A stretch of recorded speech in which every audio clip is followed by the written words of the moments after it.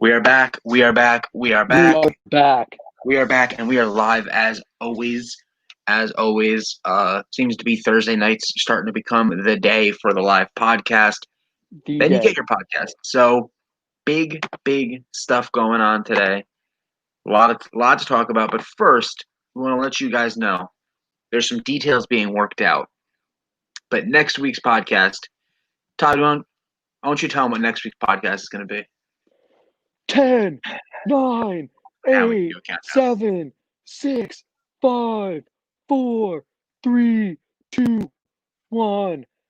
The Royal Rumble of baseball is back. The Daily Sports Network Royal Rumble MLB style. So we will be doing a Royal Rumble for the athletes in Major League Baseball to see who would become the winner. The plan is to randomize 30 entrants and work them against each other until there's one left standing. We will take everything's into account: fatigue, size, scrappiness, being dirty, whatever it is. We will take everything into account, and it is going to be awesome. We are going to work on the details of that. Because next week is also Wrestling's Royal Rumble, we figured out. So might as well line it up. The biggest That'll be weekend fun. in wrestling of the year. Biggest weekend? Biggest weekend of the year in wrestling. I would The Rumble. argue WrestleMania probably jumps that, but that's no, just. the Rumble's way better.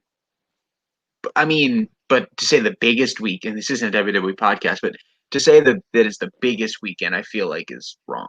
We need a WWE podcast, but we can save The that for problem another is day. the WWE has took a straight turn. Well, yeah, I don't really want to watch anymore, so that's the Yeah, so how are we gonna do a WWE podcast if you want to watch? Unless we go back and watch old school matches and then comment on the matches. Wow. That sounds actually like a blast. That actually sounds like a blast. All right, we're gonna put that back in the old file. All right, MLB. A lot of stuff happened this week, so a lot to talk about here. I would say we'll start with probably the biggest thing of the week. Not debatable, but I would say George Springer kind of takes that cake. I mean, I know you're gonna feel differently. You're gonna feel differently, but we will start with George Springer. We will get to everything, of course, as we always do. George Springer saga ends, which I'll talk about what I felt about the week leading up to it. But George Springer does sign with the Toronto Blue Jays, which we always thought was the second possibility if it wasn't the Mets. Believe the deal is 6 years, 150. I think I have that right. He turned down the Mets offer. Yeah, so 6 years, 150 with the Blue Jays. Mets offer came in significantly lower, and we'll talk about that in a little bit, what I think about the Mets. But leading up to it, all we heard was he wants to play closer to Connecticut. He wants to do this. He wants to do that. There's multiple ways to look at it. The one way to look at it is that he was trying to get the Mets to jump in with a bigger offer. The other way to look at it is he was using that as potential leverage for the Blue Jays. So everything was probably happening.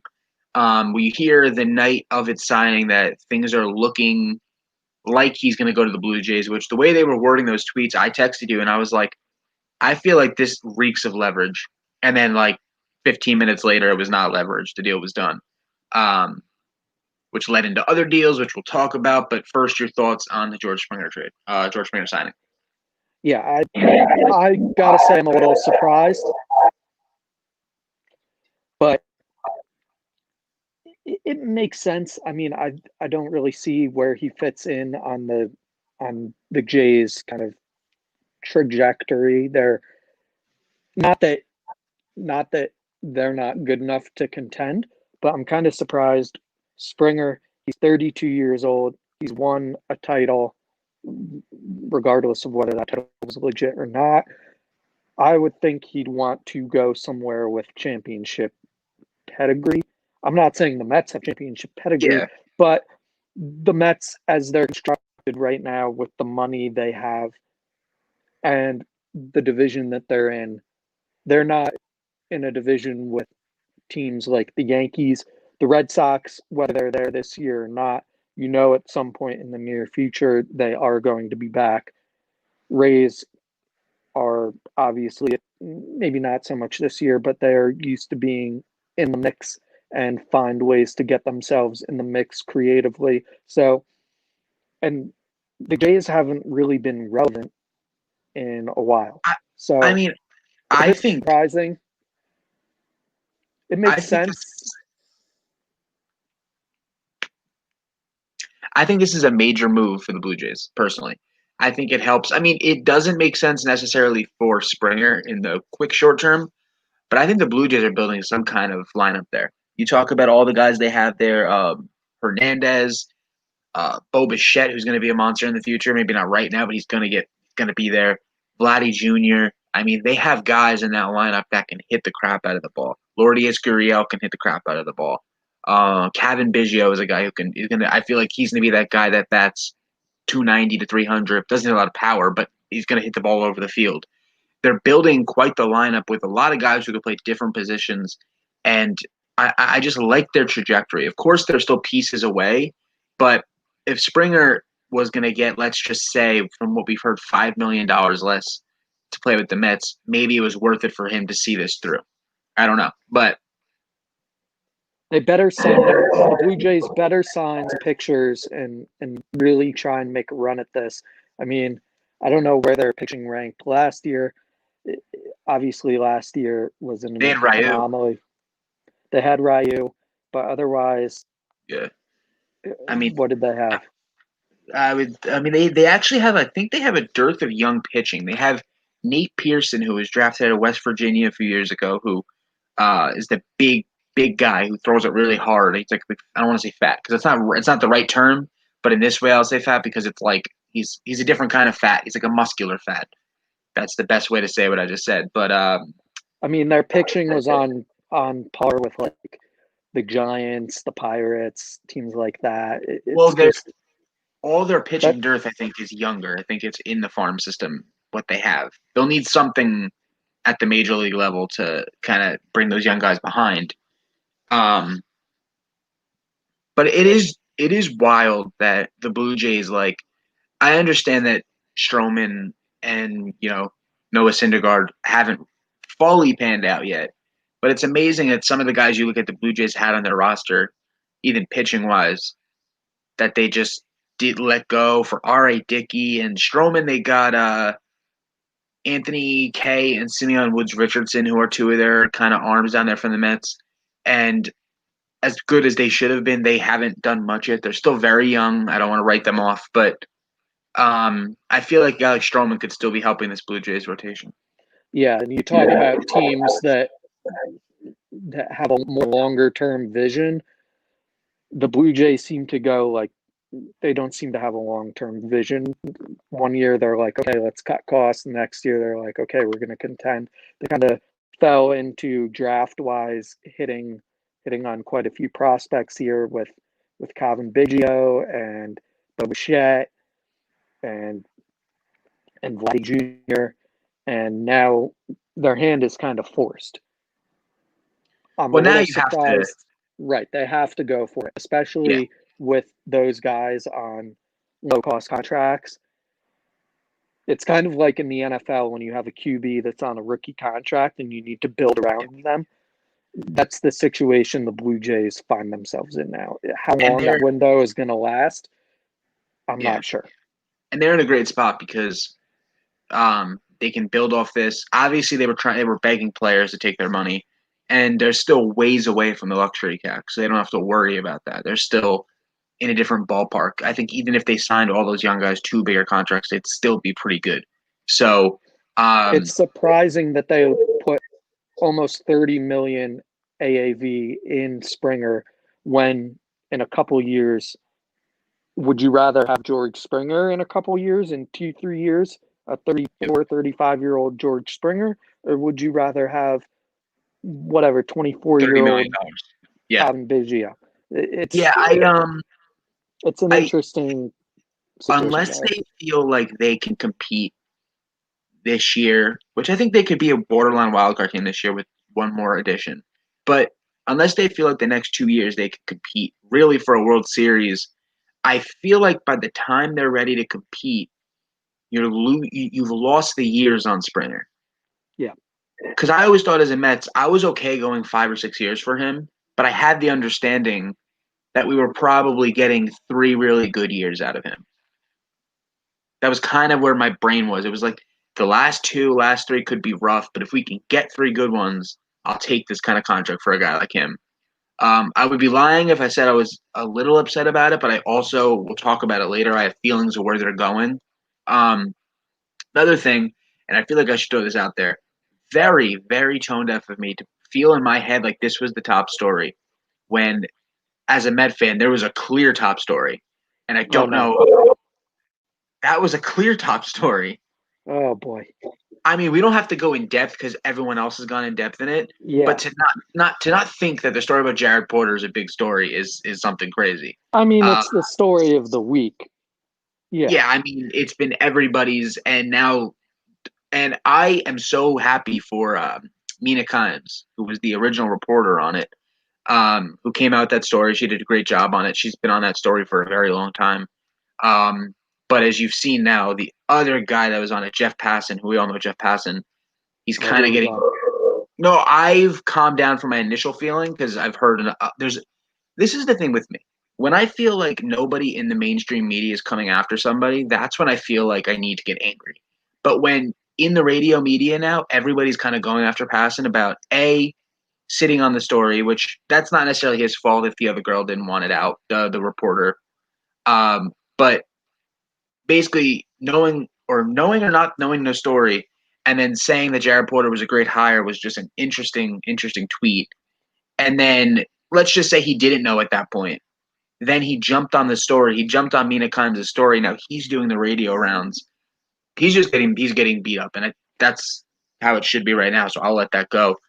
But Yeah, there are two aspects to that. I guess we're kind of getting into this. Whatever. yeah, There are two aspects to that. One is how did the Mets miss this? I don't know when they were doing their initial background yeah, check. I even heard kind of, and I don't know if it was a little bit of a jab at the Mets in hmm the introductory press conference for Robert Saleh today, the Jets head coach.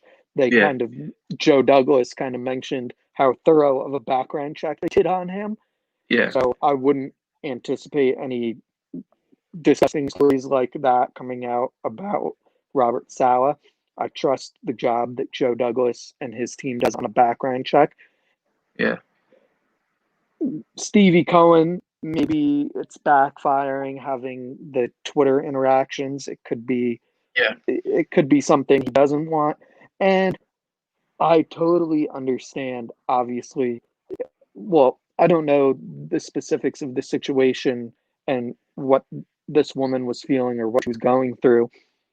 But if she didn't want the story, if she didn't want her name tied to the story, totally obviously understand and yeah. respectful of that.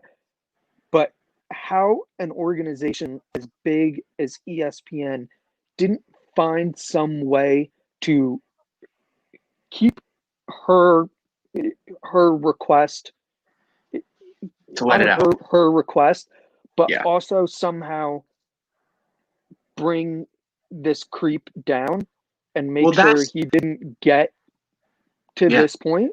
I I'm don't know how glad. that happened. I'm glad you mentioned that because for me, I get the feeling of as ESPN as this she wanted it buried until she was ready, and I get it. It's understandable, but by letting the Mets hire him, you did a extreme disservice to the women who are in the Mets front office right now, the women who are in that Mets building, where who knows if he's doing this to a woman that he met. Now the story is he met her on an elevator for 15 minutes, Yeah, real and creepy stuff. so now you're talking about people he's in business with in the front office with. What do you think? Like you at ESPN are basically allowing him if something happens at let's say at the Mets front office. Not saying it would have, not saying it could have. This could be Jared Porter 4 years later, 5 years later, completely different person. But that's the point I'm getting at. So it had to be a hard spot for them, especially for Mina Kimes, who is a female reporter in sports. Um, it had The to be a tough situation decision. the situation I kind of equated it to, and I'm not, well, not equated it to, but kind of that came to mind is when the whole thing with Jerry Sandusky happened and people found out that Joe Paterno knew about it and didn't do anything about it. And rightfully so, Joe Paterno was reprimanded about it, and his reputation was ruined, rightfully so. Yeah, ESPN is kind of in that spot where someone sounded the alarm about this, and they for some reason sat on it. yeah. Because like, as much as there's like this woman wants to be anonymous, she's doing the right thing. There's no law about coming out with that story. This was Yeah, never, and it's not like they were talking about a case because there was no charges filed. So there is no, besides the optics of it, but what's worse, the optics of going live with a story that someone doesn't want you to, or not going live with a story and putting people at risk? What's the worst optics? I don't know. But it's my up to going her. back to the Mets is, I would like to think the way they handled it, which was I think was awesome. The way they handled it the next day, the way they went on about it, and they talked about it, they were open about it. I would like to think that they didn't know, and I don't know how they didn't know. Um, That's the but part that's yeah, concerning. like from what I heard, people speculated the Cubs knew, but I feel like if the Cubs knew, then the Nets would have had to know through their background checks because Right. Sandy's close with Theo. Um, unless it was, I don't know. I mean, I honestly don't know that part, but I'd like to think they didn't have much prior knowledge. Would I hope. mean, yeah, you'd hope. You'd hope. Well, All I right, wouldn't we're gonna move hope, on. but in retrospect, that's what Yeah, hope. yeah, we'll move on here. But I'm glad we talked about that because it would seem a little tone deaf not to. All right, so the same day that George Springer, well, the next day that George Springer, after he signed, Michael Brantley, some stuff pops off with him. It is talked about the next day. A couple reporters come in and say that he's going to the Blue Jays to join his friend George Springer, which made a lot of sense. They're very good friends, so no one would have blunk an eye. And the deal was basically announced done, going to the Blue Jays, and then I would say an hour. Well, right away they said the deal's not done. Then an hour later, he's going back to the Astros. 2 years, 32, I think, something like that, 16 million a year. Um, Now he's back with the Astros, which I thought it was going to happen all along. I thought they needed him back if they were losing Springer. Uh, and yeah, so Brantley, I don't know if we don't know the optics of it if he basically told the Blue Jays yes and then backed out, or if it was just a false report too quick. We've seen a few of those this offseason with the Mets with Brad Hand and now Michael Brantley to the Blue Jays. Yeah, there's been something going on with the baseball beat reporters where there have been a lot of misses lately, and I wouldn't say it's concerning because it's not concerning, but it's weird because these are, the Ken Rosenthals and the Jeff Passons of the world are, some source is not getting them the proper information, and They guys at rarely that get level, duped. Yeah. yeah, no, It's almost like we've seen a lot of reporters who are, say, mid-level, not necessarily Rosenthal, be used for leverage over and over again. And it's almost like Rosenthal and these guys are starting to get into the field of being used for leverage too. If that's, I mean, every time I hear a report that is too quick or is false, I always know there's something to them always. So my head automatically for Brantley goes, he wanted more money out of the Astros, and that was the way to do that. That's where my head jumps to right away. Um, we're used to John Heyman getting duped because John Heyman is just all over the place. And same thing with Bob Nightendale too. Bob Nightendale is one of oh the God, funniest Twitter files because he'll report something that was like an hour late, and then he'll do a typo. It's just him and Heyman are on a different planet when it comes to sports, baseball sources. But yeah, there's definitely something happening with uh with the reporters this year for sure, for sure, for sure. Um, Staying on the free agency of this past week, Yankees did some stuff. They can't did some believe stuff. this is the third story of the podcast. This is definitely Well, biased. I would okay, hold on. I would say Put Jared Brantley Porter. before this. Brantley is a Well, footnote. okay, hold on. Let's backtrack. Jared Porter's for sure the top story. I just missed on that. George Springer, I think, is more important. A new player coming in than a player returning, and Michael Brantley is literally directly affected to George Springer in one way or not. It would have been more impactful if Brantley had joined with Springer because that would have been like a 2-for-1 package. and I You think know it what's would have. not impactful? The Yankees' only move being bringing back a guy. No, it's not. They signed Corey Kluber. Oh, I'm sorry, Corey Kluber. You're right. Yeah, but Throwing also 87 at his scout day.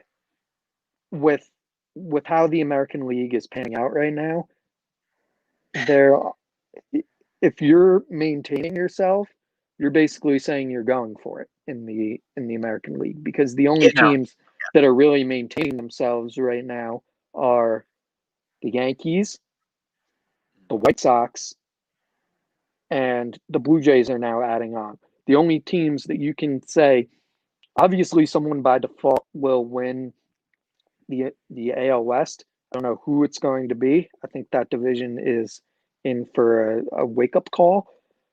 But the other two, and the Royals in their own weird way, they're not going for it, but they're trying.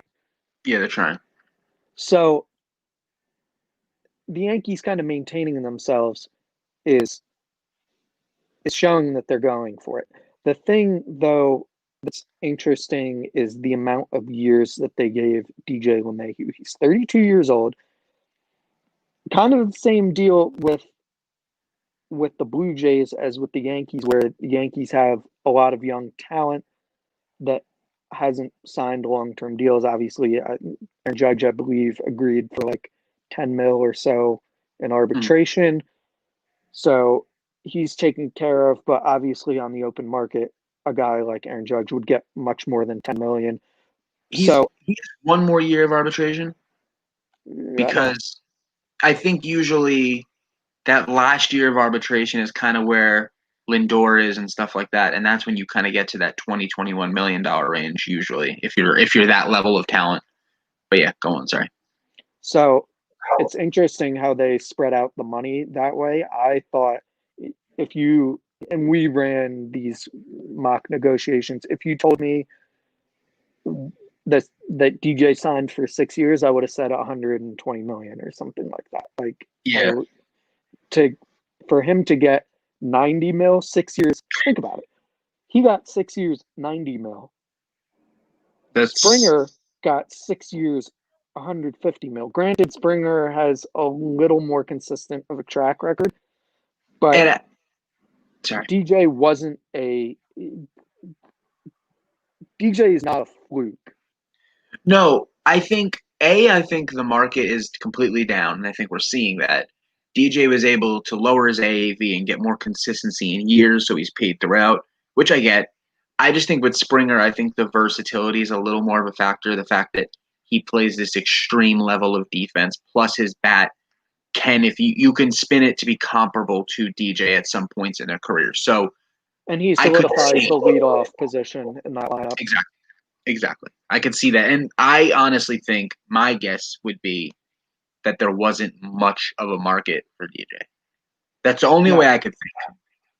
I think the only teams that were probably in it, you heard he was talking, and he was talking to the Red Sox. Mets, once they got Lindor, were kind of past that situation. Dodgers, I mean, Dodgers could have, they were probably the only other team in it, but I think Yeah. DJ was comfortable in pinstripes. I think it's a good fit for him overall, playing in that ballpark. Obviously, there's a lot of guys around him that can hit the ball as well. So he was always going to go to a top team to be able to get into those situations where he's driving in runners in scoring position. Kluber is interesting. I think the thing that concerns me there is the durability factor. I think, as the Yankees fans know, durability is something that the Yankees have not been terribly good at over the past 3, 4 years.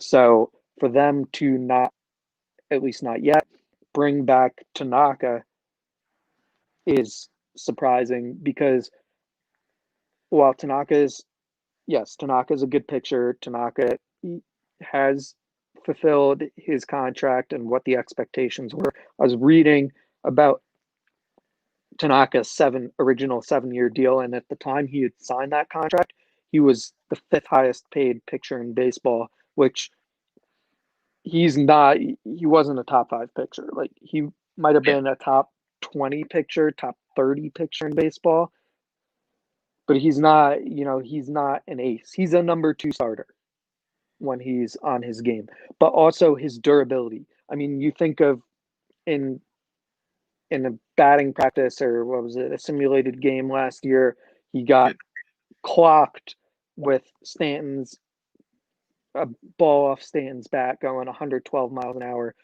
straight to his head. And in a matter of a couple weeks, he was back full strength pitching to his full ability.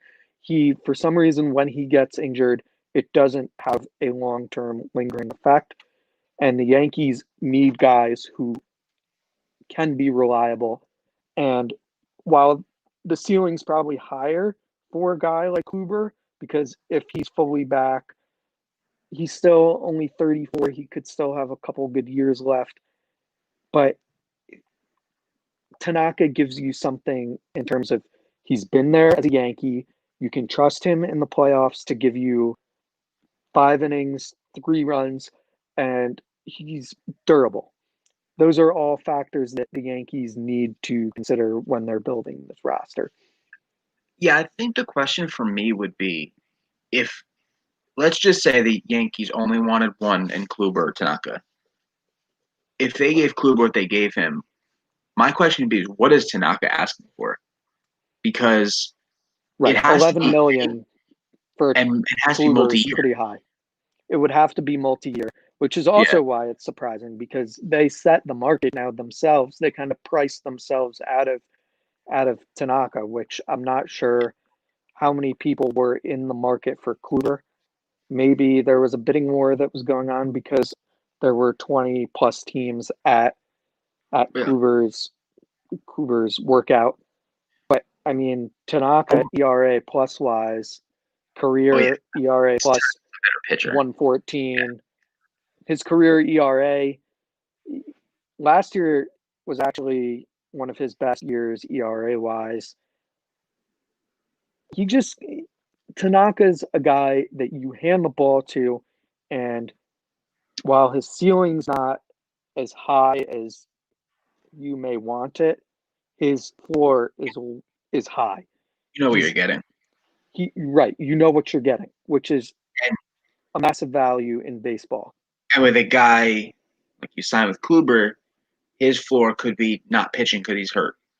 That's kind of difference there. And I think Tanaka's in a spot where he knows deep down, he's like, I could just go back to Japan where I'm a god, or I Japan, think right? that's what he's going to do. Yeah. Yeah. So I could just go back there where I'm a god, get paid probably more, and just be home. Yeah, Like and it. he had 7 great years Yeah. in pinstripes. He will be, if he doesn't pitch again for the Yankees, he will be respected in Yankee history. But I would like him. He's one of those guys, along with like Didi, that I would like to see win a ring with us. My question for you, as a Yankee fan, if the Yankees, let's say, obviously re-sign DJ, they get Kluber. If they just didn't make another move, how would you feel? I don't expect them to make another major move at this point. So I'm some. I wouldn't be content in a normal off season Mhm. after we lost in the ALDS. I wouldn't be comfortable with us not doing anything or not doing much of anything. But considering that most teams are not doing anything in our division, the main competition in our division right now is the Blue Jays. Yeah. So I'm not, no offense to the Blue Jays, I'm not too scared right now. Yeah. I mean, I mean, I would. 93, 94 wins could end up winning this division this year You don't. versus in years past, you had to win 100 plus games. You don't think the Red Sox can compete again? I don't No, think the not Red right Sox. now. I don't think they're as far off as we think. I think they're very far off. They don't have any pitching. Yeah, but I Their, mean, their top 2 starters are Eduardo Rodriguez and Martin Perez. but can't the same be said about the Yankees? Besides No, Cole? they have They have Garrett Cole and Corey Kluber. That's a top two. We just talked about the fact that Corey Kluber, we're not even sure if he's going to be healthy for a full season. He's still better than Martin Perez or Eduardo Rodriguez. He's not better than Eduardo Rodriguez. Yes, he is. Come on. He's a I Cy Young winner. Yes, he is. I think that is okay. Well, we're going to differ on that because I think Eduardo himself is, and you factor in the Yankees bullpen. Oh, well, Cole's different, but I'm saying the depth of that rotation, the Yankees rotation goes down very fast. But you factor in their bullpen. Yeah, I guess so. I don't know. The Red Sox have no bullpen and no rotation. They have nothing. But that's like the same for me as a Met fan. Like if the Mets just didn't make another move, I'd probably be upset. The Mets have a quality rotation though, and a decent bullpen. So yeah, and we can jump into that, I guess. Mets free agency. I mean, I want something else. I want a Brad Hand. I have this feeling that Trevor Bauer's still within reach. I kind of thought it out today, and I was like, I think their plan from the beginning of day one of free agency was Bauer and Springer. I do. And I think once they had the ability to get Lindor, they said Lindor is more valuable than Springer is. Let's make this move. We get Lindor. Now Springer doesn't become a necessity anymore. But I think that money is still there for Trevor Bauer. That money is still in the same spot as it was. If I'm the Mets, I would call Masahiro Tanaka. Yeah, I mean, offer him a 2 or 3 year deal at offer him 3 years, $36 million. I think you have Tanaka. He's 31 years old, mm-hmm. and like we already discussed, you know what you're getting with him, which the Mets rotation has had its history of injury problems. Even a guy like Steven Matz, they've gotten rid of a lot of the injury problems. But if you can plug in a guy like Tanaka, who's going to give you 5-6, you're going to be in good shape. And the Devils game just started. Yes, I see that above me too. I would think though for the Mets, like as a Met fan, rotation wise, if let's just say we didn't get Bauer, if they could just go get me a defensive center fielder, like a Jackie Bradley Jr. or a from the Cubs, drawing the name Albert Almora, who are both free agents who they've been mentioned with, and if you can replace your center field, at least for defense, because I just don't trust Brandon Nimmo for a full year in center field. And you say, listen, rotation wise, we added Carrasco, we have DeGrom, you have Stroman, you have Syndergaard coming back at some point, Carrasco, and we just went out and traded for Lucchesi from San Diego, Lucchesi's obviously didn't have a good year, but he's a young guy, lefty. Yeah, a young lefty you can work with, and he'll compete with Matt. So you could spin the rotation being okay, and I could be okay with that, 100%. So Bauer would be nice. I think Bauer's still in play for the Mets and the Angels, and yeah, I think the Mets have done a good enough offseason. I just want the cherry on top, and like I said, it doesn't have to be this big, huge move that's going to change the landscape. I think they need to at least get that center fielder in play. And I think you posed the question, maybe it was you or somebody else, but if they weren't going to get Springer, why didn't they go after Real Muto? Was that your question that you asked me? Yeah, I think in retrospect, they would have gone for JT had they known they were not going to be in on Springer. But I don't know. They need to make a move in center field. Like I think Nimmo's all right offensively. Defensively, I just know reading the Twitter room and the Twitterverse, everyone is up in arms about the center field situation. I'm not sure who's familiar with Barstool Sports and all that stuff. Frank the Tank. But when he found out if Frank wants to come on the show, he's more than welcome. He would love to talk Met to Frank the Tank. He spiraled when Springer signed with Toronto. Like I've never seen anything like it.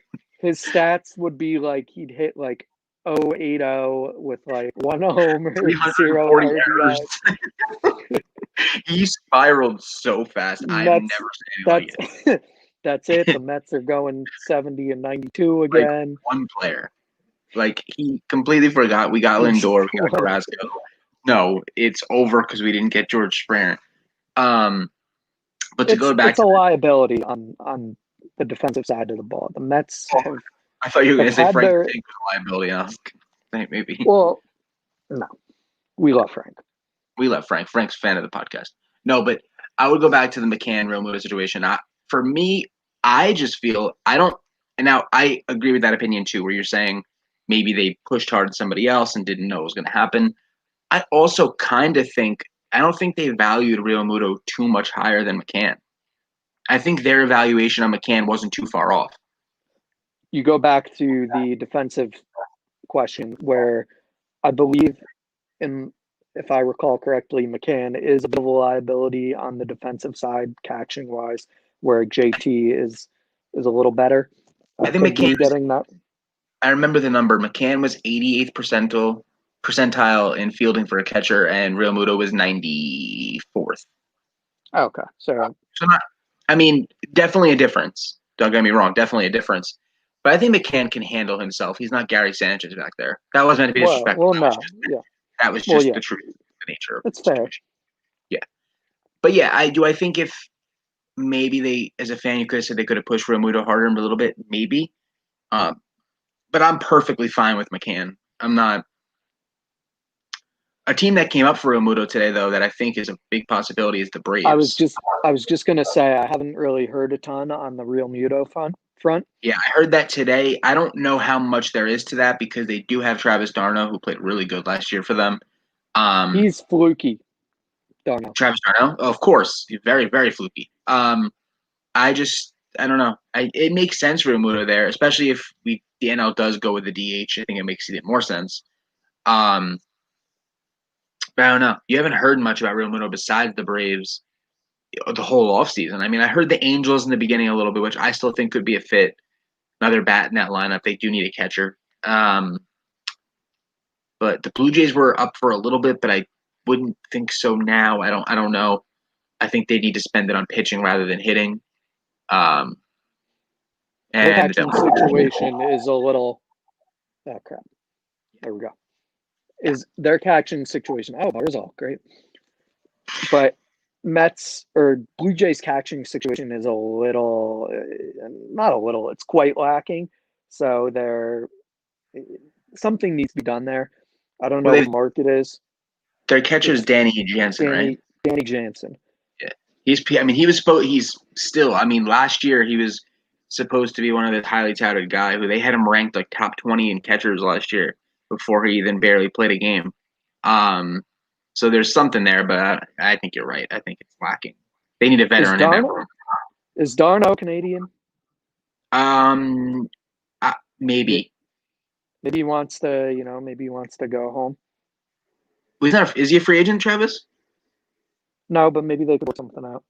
Oh, like a sign and trade kind of thing. Oh, yeah. Or just trade in general. Right. If they're going for Real Muto, then d'Arnaud could be a move. If they want, also you want veteran guys on a young team. d'Arnaud's 31. Just consistency, though. The most games he's ever played in a season, d'Arnaud, was actually with the Mets in 2017. He played 112 games. Yeah, I mean, he is a stone cold liability. There's no putting around it. Like he was great last year, and I love Travis d'Arnaud in the Mets, so I'm actually really happy for him. But last year I wouldn't say that's going to be him for the next 3-4 years. I mean, it could be. It very well could be because he was awesome.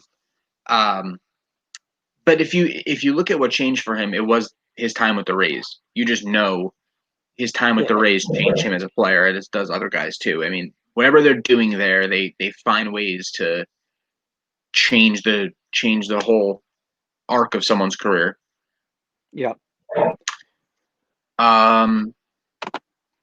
That's the topics.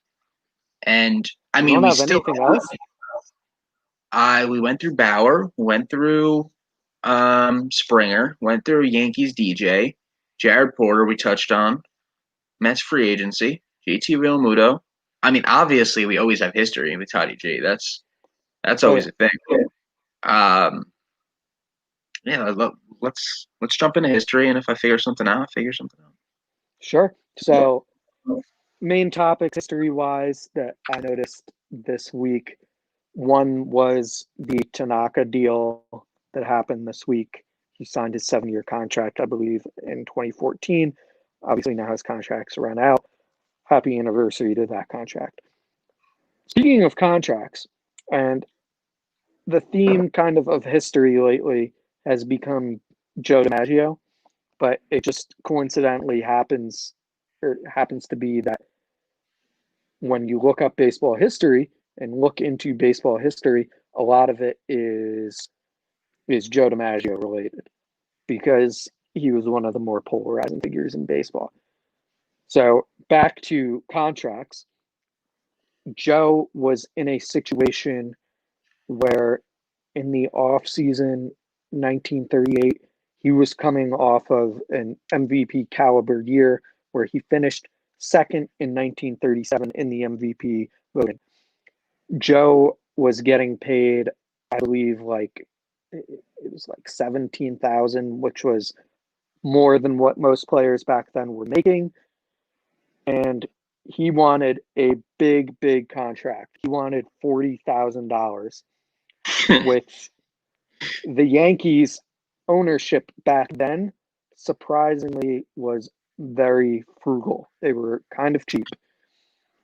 And they basically, and how contract negotiations worked back then is Joe DiMaggio couldn't, go say, he couldn't say, well, I'm going to go talk to, the Red Sox. Once you were signed by a team, they basically controlled you for For the your rest of career. They controlled you. They had your rights. So Joe was in a tough position. He wanted 40,000. Yankees original offer, I believe, was 17,000. He had a holdout for 3 months. And also, you got to realize this is 1938. It's the height of the Great Depression. People are poor, very poor. So there isn't a lot of sympathy for a guy who wants $38,000 yeah, or $40,000. yeah, It's just no one can even fathom that kind of money at that point. And they're not really, despite Joe being great, they're not really sympathetic to it. So eventually, because Joe has no leverage, the Yankees agreed to about, I believe it was 25,000, which that same offseason, Lou Gehrig, who obviously Lou Gehrig at that point in his career had much more of a track record. Was one of the most beloved Yankees, was part of the dynasties of the 20s. And they gave him, I believe, 39,000 a year, which really made fans go like, well, what the hell? You wanted more than Lou Gehrig, who is a Yankees legend at that point. Joe hadn't fully made legend status. So they're like, what the hell is this kid's problem? they The really press hated him. the press ripped Joe DiMaggio apart.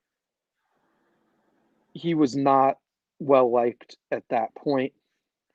Even I believe the Yankees owner Jacob Rupert had said something like, I hope the kid learned his lesson here. Like there was just no one gave a shit about Joe DiMaggio's contractual request. No one cared. So he goes into the season with his $25,000 salary and was first at bat of the season. He was booed, which for Joe DiMaggio to be booed at Yankee Stadium in his first at bat, like obviously now fans kind of boo, but it was a different era back then. So a little surprising. And I want to see what kind of numbers he put up that year. I think he put up good numbers. Did the Yankees win that year? I don't remember. Let's see. Joe DiMaggio, 1938, batted .324 with 32 homers and 140 RBIs, made an all-star team. Did the Yankees win the World Series in 1938? I can't remember. I want to say no. And as you're figuring this out, what's wild is I was looking up some Yankees facts. won the World Series in 1938 over the Cubs. So it worked out. So Yankees salary situation worked out. Joe DiMaggio at that point was also only 23 years old. So for him to have these contractual demands was a little ludicrous. But the Yankees obviously won that because he might have been right. I mean, his numbers are pre-war numbers are absurd. His worst season was 1942, where he hit 305 with 21 homers and 114 RBIs. That was his worst season pre-war. And what's wild is as you were doing that, I was looking up some stuff. So free agency started in 1976. After the 1976 season is when the players won the court ruling or the arbitration ruling to get it done. The first free agent that signed was a Yankees. Yankees signed the first free agent. It was a Catfish Hunter. Wait. Oh, no. Would you? I was going to say something else. No. Okay. It was Catfish Hunter who got his contract voided by Oakland, basically in our terms now released. And then the Yankees signed him to a record $3.7 million, the highest ever salary at that point.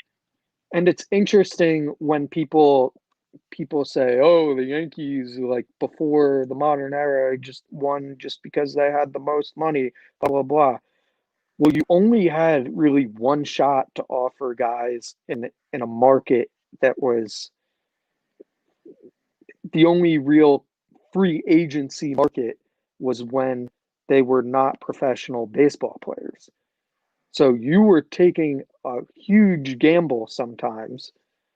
Yeah. Where you had to figure out, you could obviously trade for players like the Yankees did with the Babe Ruth situation and traded money for players, but so in that aspect they had a lot of money to throw at some of these guys, but otherwise you really had to know your stuff and have scouts across baseball. And Joe was a West Coast guy. He was from San Francisco. So, and there were no major league teams weren't really out on the West Coast at that point. So they had to have a widespread scouting network.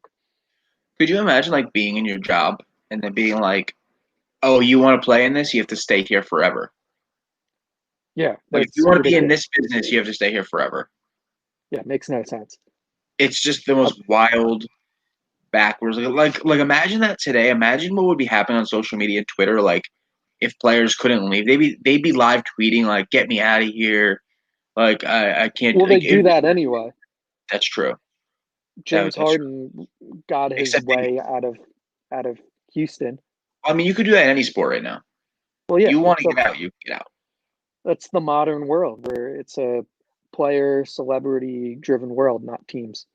The only sport we haven't really seen it in yet is baseball, right? Well, it's because baseball, at this point, we could get into that in another episode. The whole marketing issue with baseball. That's actually a good idea, because in college one year there was and I can kind of show my findings on that. There was a project, kind of a contest I entered, where you gave your ideas on how to change baseball, and what could get, I forget what the prize was, if it was like an internship with baseball or something. But I wrote like this whole 10-page report on what to change within baseball. Yeah. I think it's definitely, like you said, the marketing of the players is that's first and foremost. And when it comes to what we were just talking about with getting, being able to get out whenever you want, getting your way, I think baseball players, the owners still hold all the leverage in any type of thing, with whether it be your 6 years to get to free agency. You have arbitration. You have before arbitration, you have a different type of arbitration. It's the renewable years. So, I mean, you have years before you can even think about it. So, if you're in year 3 and you're like, I want out, they're going to be like, no. You're going to say, okay. Like, that's how that's going to work. And there aren't super teams in baseball. There aren't super dominant teams. And So the that's difference another. is if you're in football, and let's just say you're Deshaun Watson, right? We'll use that example because it's in the news. And your rookie deal could be $9-10 million. So you've already made that year 1 and year 2. So you're not worried if you have to sit out. In baseball, you might have only made maybe $1 million in those first 2 years, depending on where you are, depending on what your signing bonus was. So it's harder for you to be like, yeah, I'll just sit out. You can't. I mean, you can with $1 million you could save, but that's not how that works, you know. But it's not the same situation at all. So, there's a guy like Watson that could say, listen, I'm a franchise guy. I can get you X amount of draft picks, X amount of this, and if you don't want to do it, I'm just not going to play. It could happen. We'll see. I mean, I would think it's not a football podcast, but I would think there's no chance he's the Texans quarterback next year. I would say 0. And that's just how it is. That Let's works. hope not. I mean, the first league that really did it was NBA. We didn't see it much in football until the last couple of years. I mean, Watson. I'm trying to think of anybody else that's glaring in football that did it recently. There's got to be one or two, but I can't put my finger on it. Oh, Jalen Ramsey. I think Jalen Ramsey did it. I think Ramsey wanted out of Jacksonville. But yeah. So it hasn't really happened. You could argue that baseball was in a better situation pre kind of modern society and pre when the Yankees and there were a few dominant teams. Yeah. It was a better situation in the dominant markets. I think the marketing was better when the bare minimum was necessary. Now that with you read the newspaper, it was the radio. Now that there's so many more outlets, it's almost like MLB is like, no, we're not going to go down those outlets. And everyone's like, why? Behind the times. I don't know. We don't want to. Like and maybe it goes back to the point of maybe maintaining some sort of leverage. I don't know. Maybe that plays a role. Maybe that the role of not letting these players get bigger than the establishment plays a role. Because if you look right now, Deshaun Watson is bigger than the Texans. Oh yeah. Jamal Adams for a little bit there was bigger than the Jets. Yeah. But it at least could be argued. There's no team, maybe outside of Mike Trout, you could maybe say is bigger than the Angels, maybe. But any other team, you can't say one player is bigger than their team in baseball. I would say Trout is the closest in that argument. And then maybe if you could think of a small market team that has a superstar, maybe. Angels operate in ways like a small market team. So but then Trout is the best player to ever exist. I mean, maybe you can consider Harper and the Phillies. You could talk about that. You talk your way into that, I guess. Are baseball players boring? I don't know. No, they're not. I mean, Fernando Tatis isn't boring. Trevor Bauer's trying to be not boring. Juan Soto's not boring. The problem is these guys aren't getting out on social media. Well, I think we've seen the last 2 years they're starting to. They're starting to kind of branch themselves out. I think agents are starting to say start marketing yourself. And I'm gonna say within the next decade, so that would consist of the next bargaining agreement, you're gonna start seeing players market themselves in a much different way and be allowed to market themselves in a much different way. We should start an agency. It is the DSN agency. Would love to. And it's we're gonna let our players be themselves. That's right. Do what you want. For the sport. It is best for the sport. And then one day we will have a history segment and it'll be about us because we changed the game. That's right. Keep listening. That is a solid way to end episode 13. Is that right? 13? Yeah, 13. Episode Yeah, 13. wow. Yeah, we've done 13 of these things. And like we said, expect the Daily Sports Network Royal Rumble next week for baseball. I think it's going to be an awesome podcast. And if you're hearing this, you're probably knowing that the Devils are going to get rocked by the Islanders. That's just how it feels right now. So right now, as we sit, is first period down 1-0, but missing our goaltender is probably not the best thing. We need a hero. We need Igor Sharon Godvich. How are you? I never understood this. I think it's happened in another game too. You're somehow ahead of me, and I never understand how. Yeah. So yeah, that is the podcast. That is episode 13. Thank you guys for joining us. Todd, any last words? Let's go Devils. Let's go Devils. Let's go Nets. We will see you guys next week. Enjoy the show. Peace.